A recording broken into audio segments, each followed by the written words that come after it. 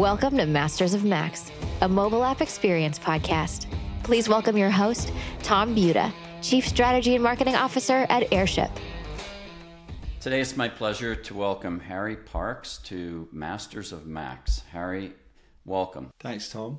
Great to be here. We've had a number of folks who have come out of the product and also the design field as guests on the podcasts. And you're currently the Vice President of Product at OVO, but you've also had experience in UX and design. Can you tell me about that sort of duality? I think the fundamentals of products and design are similar in terms of you're solving a problem.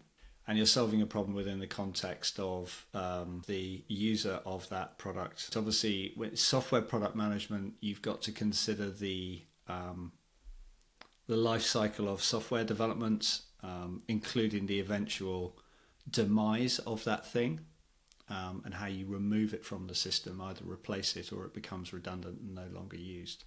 So I think there's a lot of similarities. Although, funnily enough, I didn't really start out in design. I started out in startups in the mid 90s, really, at the sort of dawn of the web. And then as I transitioned more to client side, the concept of product in a number of companies using digital at the time, and if you think about, let's say, the mid 2000s, wasn't as established as it is today. The thing that really accelerated it was mobile and app, and then obviously the iPhone as a sort of really pivotal moment. The level to which we engaged with the device and with software suddenly transformed, and you can see it just extending ever since that. Didn't you go to London School of Economics?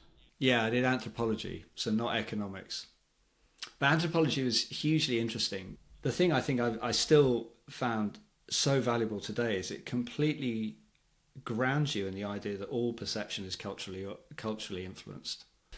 So you have to kind of work it around that. And then obviously as we get into different places, different modes of interaction, and whilst I'm pretty comfortable with technology given my role, what I do find if I look at my 13-year-old son is he engages and utilizes technology in a way that even I don't really fully understand. For me, taking a break from my phone is actually quite a welcome experience. For him, it's almost traumatic. It's so integrated within his social circle, the way he connects with his friends and the way he kind of creates interactions. And I think it's going to be super interesting to see what AI and Gen AI is going to do that. And I think we're seeing another iPhone moment now. Well, there's so much in all of what you just said. There's a lot of paths we can go down. I'm kind of fascinated at your statement here about your study of anthropology and the point of perception is entirely culturally influenced. Where does that start? What we are is reality making machines, I think, as humans. We make up realities. Your experience of me as a person, you're making it up. If you see what I mean, you're transmitting onto me, and I'm doing the same to you at the same time. All of the perceptions that we have around each other. On the product side, building products and services that get cut through, you've got to understand the perspective, the context, the situational awareness in which you're delivering this product and service, and what people might be wanting to get from it. And actually, it's very relevant in the energy space. We're obviously really super engaged with energy and energy supply and decarbonisation, and we think it's fascinating. And I often have to kind of sort of play the role of most of our customers don't even want to know about their energy supply. They just want it there. It's like electricity. Anyway, it is electricity, obviously. It's not like it is. That's what we're selling. And they just want the lights to come on when they turn the switch.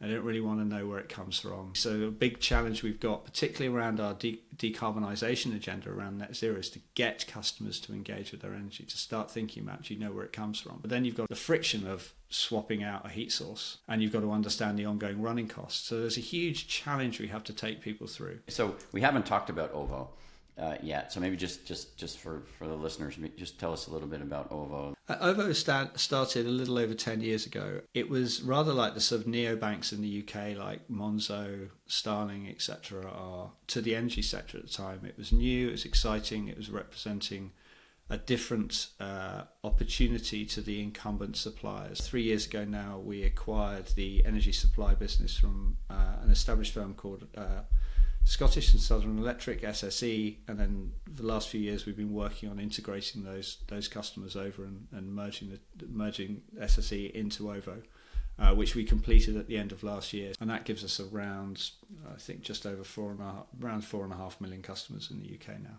So it's a sizable thing. I was working at HSBC, one of the biggest global banks out there at the time when those neobanks were emerging within the UK, and you could see some of the executives within HSBC frustrated at the pace at which they moved. I mean, at HSBC, if our login went down for more than X seconds, it was a reported event to the regulator. When you're developing a neobank from the start and you don't really have any assets under management, you can take a lot more risks, you can move them up faster. So I think the challenge for us at OVO is how do we maintain that sort of entrepreneurial, challenging spirit while at the same time releasing regularly to 4 million people is, it has a different cadence to it. And OVO is a very big established part of the energy supply market. The challenge is always don't become the company you set out to disrupt. What's your primary vehicle for interaction with your customers? Yes, we run web and app. So if you look at the number of customers, we have slightly more using our web platform. So a lot of our SSE customers were not digitally active. Yeah, is there a difference in the demographics of those? Slightly older base within SSE. I think in terms of app usage, etc., I mean, the thing I often say to people is the idea that your age excludes you from using digital technology, I think, is gone now. It's a bit like, if you want to work out which leg is dominant, give someone a push from behind and see what's the first one they push forward. It's like, do you pick up the phone or do you reach for the app? More customers now are using the app, and certainly when we look at in terms of on the sort of monthly active users, app is a much more engaged base for us. And these are customers who are really engaging with their energy. They're checking out their usage. We invest a lot on helping customers understand how much energy they're using and where they're using it. When we went through the energy crisis after the Ukraine war started, that obviously really engaged people with their energy because of an exponential rise in the cost. You said your app customers tend to be more engaged, but are people typically one or the other? They're either mostly web versus mostly app? Yeah, good question. They're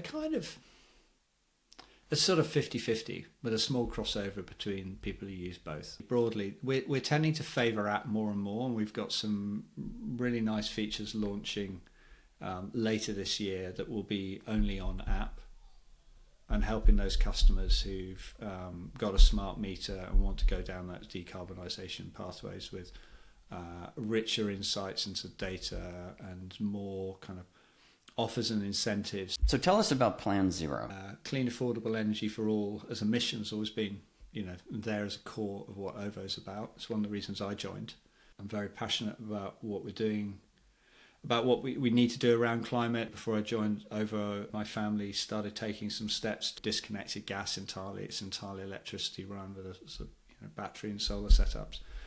And as I went through that process, I realised, God, it's really complicated. You need 15 different suppliers, you need 15 different apps. You've probably got apps of the battery, apps of the EV charger, apps of the EV, apps of the solar panels, apps of the energy supplier. So I think a lot of what we're trying to do with OVO is to try and take away that complexity and that friction from making that journey. We now offer 3 years interest-free on a lot of our big ticket decarbonisation items as well, which is a fantastic deal.